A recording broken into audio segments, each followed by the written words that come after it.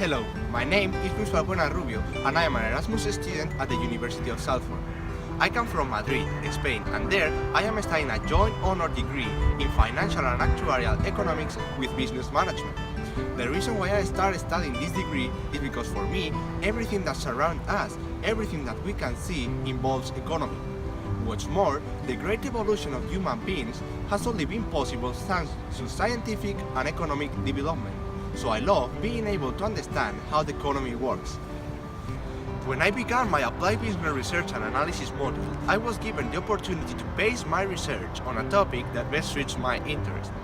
For this reason, I decided to focus my research area in the Spanish social security system. My specific motivation in this project is to understand the functioning of the Spanish pension system, to criticize the 2011 and 2013 reforms in the social security law, and to comprehend the possible risks of this system. To be more specific, my aim is to analyze the deficiencies and the sustainability of the Spanish pension system. The most efficient way to fulfill this is through the following objectives. Objective 1. To examine the short-term risks regarding the labor market, the dependency ratio and the evolution of the income and expenditure account of the social security system. In this first graph is represented the evolution of the unemployment rate in Spain.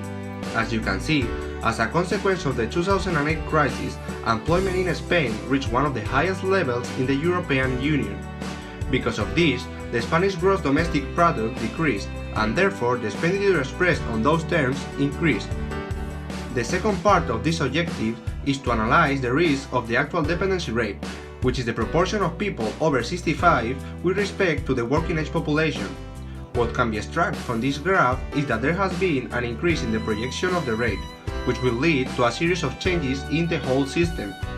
Finally, through this graph, which represents the income and expenditure account, we are going to study the implication of the Spanish social security system deficit, which rose to 1.5% of GDP. Objective 2. To investigate the population aging in the medium and long term and its impact on the sustainability of the pension system.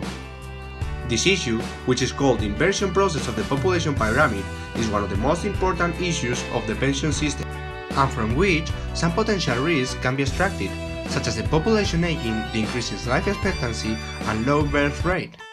Now, moving on to the methodology, I base my work on qualitative research.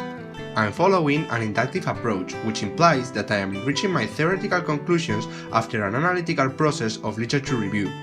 Secondary data resources such as books, government documents, policy reports from the Spanish government and the Ministry of Economy, and companies' reports like BBVA Researches and PricewaterhouseCoopers Economic Consensus are going to be used to identify the main ideas, synthesize the information, and to provide a context from my own research. As an Spanish citizen and a future economist, I'm very concerned about the economic health of my country and the rest of the world. Besides, what's more important to me, I love grandparents' figure. How they give everything they have to other people, how they protect their families, how they express their love, happiness, kindness or affection, even in its most difficult moments.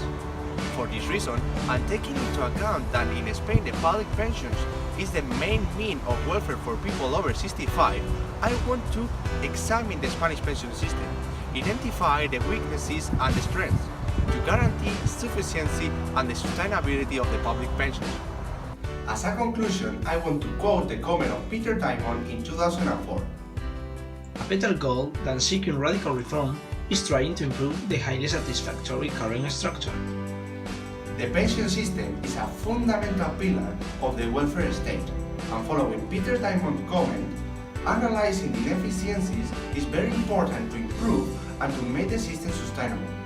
Not only is it important for our older people, but also for our parents and for us, because in the future we are all going to be in the same position. This is the end of my video. You will have further information in my final report. Thank you very much. I greatly appreciate your attention.